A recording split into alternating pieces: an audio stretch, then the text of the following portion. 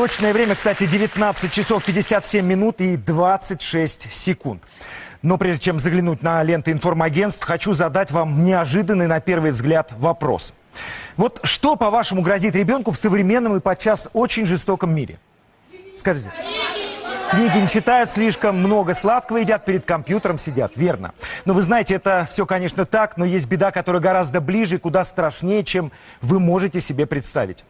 Никаких эмоций, только цифры и факты. Каждые полчаса в России пропадает без вести ребенок.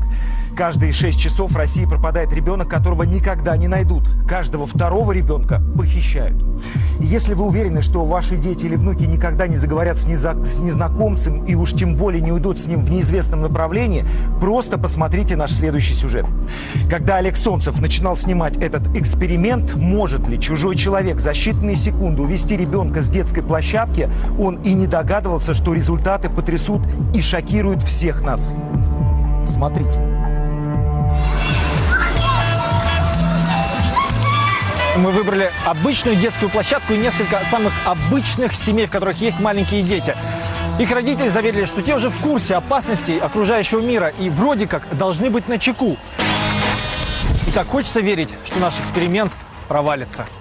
Его суть проста. Поддадутся ли оставленные без присмотра дети на уговоры незнакомца покинуть вместе с ним игровую площадку? Оставив ребенка на детской площадке, родители уходят под банальным предлогом. Неброская одежда, надвинутая на брови кепка, роль злоумышленника играет детский психолог. А чего ты тут одна делаешь? Вот, смотри. Детали разговора не так важны. Лучше внимательно следите за секундомером. Вот, женщина с тобой была. Тетя-то, она сейчас просила про зеленую ленточку. Пойдем, она там. 6 секунд, и 9-летняя Настя уже следует за незнакомым мужчиной. 15 секунд, и они уже на полпути к выходу из парка. У меня уже все оборвалось, вот поверите. За похищением племянницы ее тетя из укрытия следит в прямом эфире. С каждой секундой она все отчетливее сознает. Проморгать ребенка – выражение совсем необразное. Вот он сейчас ее попробует взять за руку. 35 секунд. Девочка уже за пределами площадки. Вот сейчас видно, Настя сомневается, а давать ли руку незнакомцу. Вот сомнение на лице появилось. Видно, у ребенка появилось сомнение, но ничего не закончилось. Переходят дорогу. 43 секунды. Девочка уже рядом с автомобилем похитителя. Ай-яй-яй! Ты с кем пошла? Ты с кем пошла? Тебе что всегда говорили? А если бы этот человек был настоящий? Это просто кино сейчас. Тебя проверили, что уйдешь ты с площадки с кем-нибудь, с чужим или нет. Ты понимаешь, тебя увел бы, и тебя никто бы не нашел из нас. Никогда бы ты больше не увидела ни маму, ни папу. Эксперимент повторяется снова и снова. Пойдем, поможешь. Тут, наверное, ближе будут. И каждый раз с одинаково пугающим результатом. Ну что вы думаете, пойдет? А чего ты тут одна делаешь? Вообще объясняли, никому не заблудил. Но они уже почти вышли из парка. То есть только что ваша дочь фактически, да, похитили. Идите, хватайте его в охапку. Объясняйте, что не так.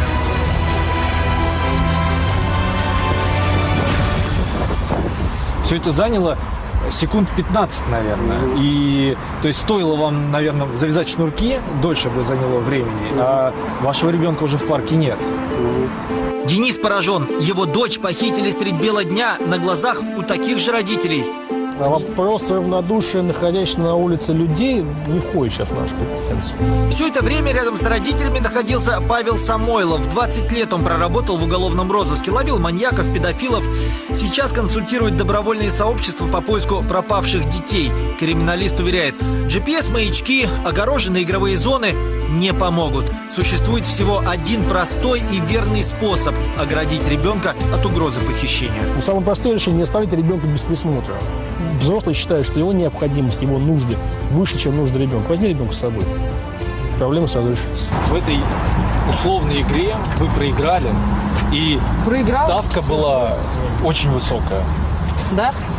Жизнь ребенка, конечно. Этот сюжет длится всего 4,5 минуты. В эксперименте этого времени хватило, чтобы увезти с площадки 9 детей. Эти сестры стали 4-й и 5-й жертвами. Пошли вон на скамейку сядем. А здесь за незнакомцем, это не шутка, пошли сразу 3 девочки. В среднем по 30 секунд на ребенка. И только у одного, у 7-летнего Генриха, предложение незнакомца вызвало искреннее удивление. Но разве может он подвести маму? Меня мама оставила там сидеть. Я что, должен с незнакомцем куда-то идти? Давай, ты сегодня молодец. Давай, молодца. Кстати, а где сейчас ваши дети? Олег Солнцев, Оксана Веселева и Роман Минлишев. Центральное телевидение. Очень актуальная, мне кажется, тема для лета. И, надеюсь, этот сюжет был очень полезным для всех. Ну и остается только добавить: берегите себя, своих родных и близких. Знаешь, Вадим, я всегда поражался, почему так часто возникают эти сообщения о похищенных и пропавших без вести детях, и теперь многое становится понятно.